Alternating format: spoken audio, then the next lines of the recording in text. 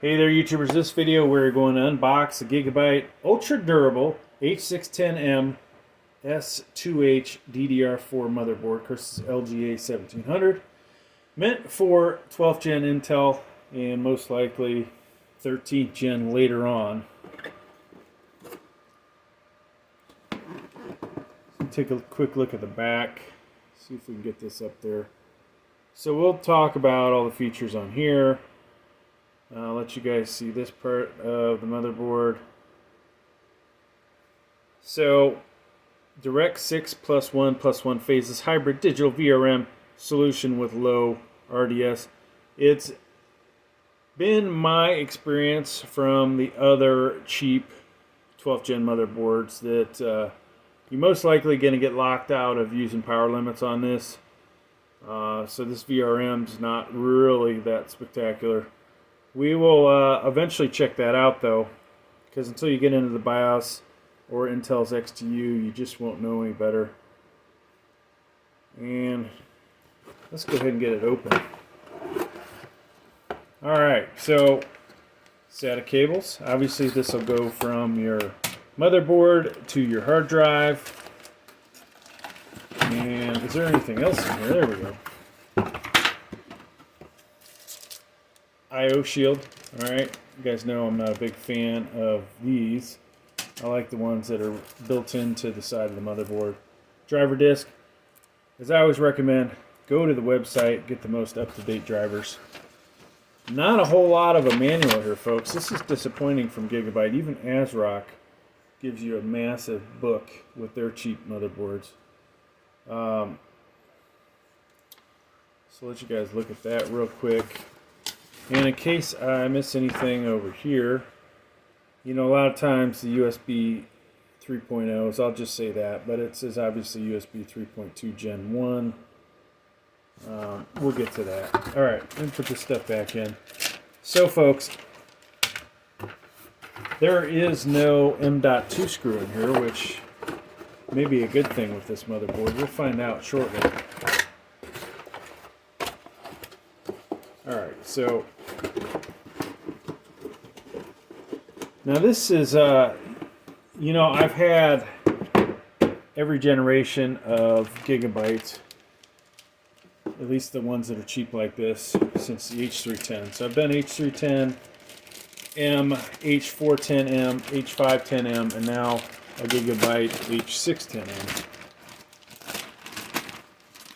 We've also done that with the like the B360 through the B660 Ds3H, another cheap motherboard. Alright,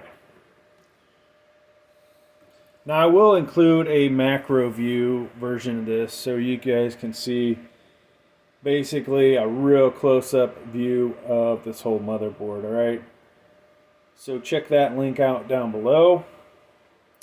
It all starts here, folks, with your socket. Let's go ahead and pop this open. You'll see on the cover there, LGA 17XX, LGA 18XX.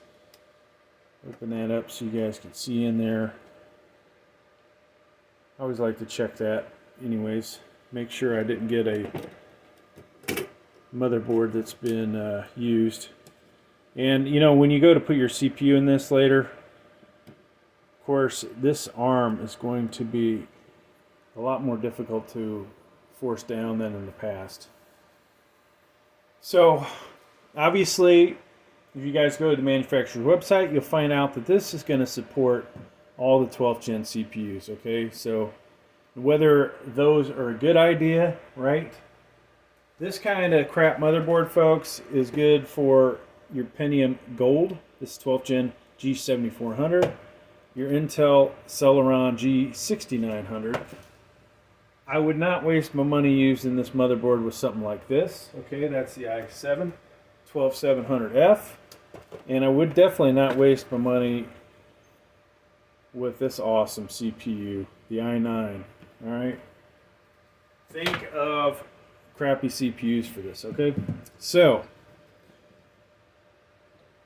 M.2. Now this guy should be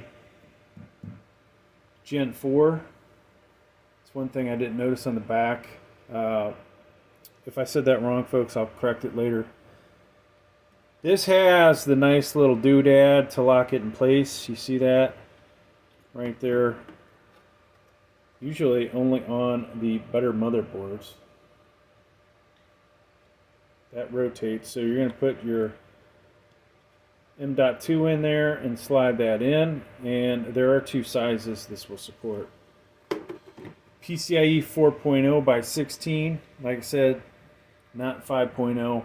Not really a big deal right now, right? Because that is all that's out on the market is 4.0. CMOS battery. Of course, this is where you're going to go if you screw something up in BIOS to reset your BIOS if it doesn't automatically come out of whatever problem it's having. A lot of times you can restart your computer 3 times and it may get out of it.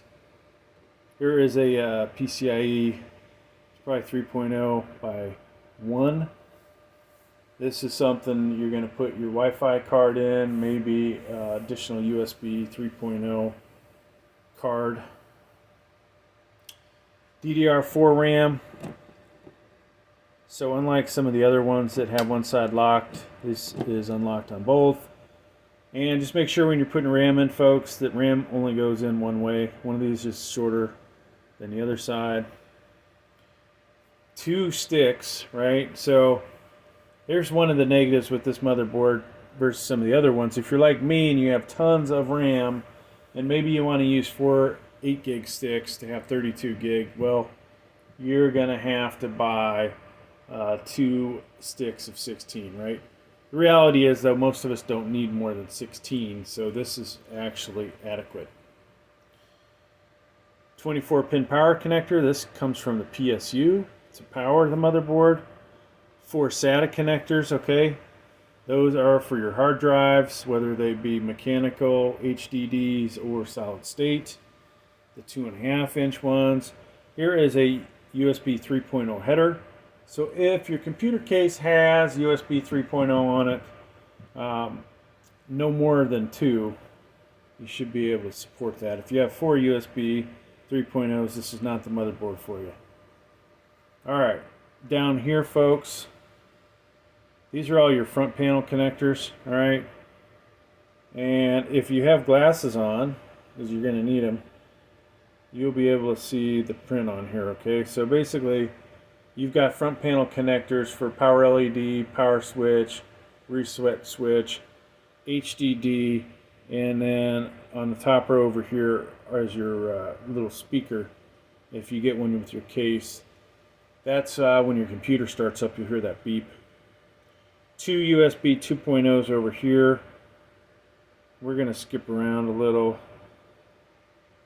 We have, I never use any of these, so HD audio. This also comes from your case. Now, fan connectors, there's one there.